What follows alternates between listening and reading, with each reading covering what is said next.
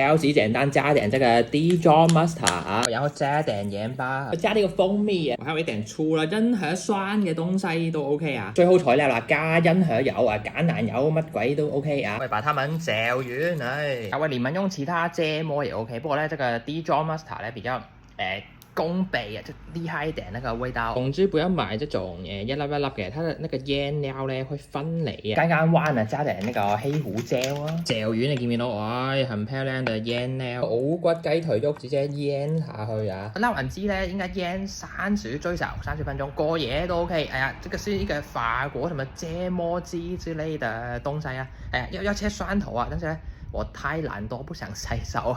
哎呀，不切。你們記得鋪那個紙啊，不然很難洗啊。大概氣炸200到15分鐘，氣炸鍋中途咧反一反。嗰個靚啲配完美雞排啊，唉，我很法國。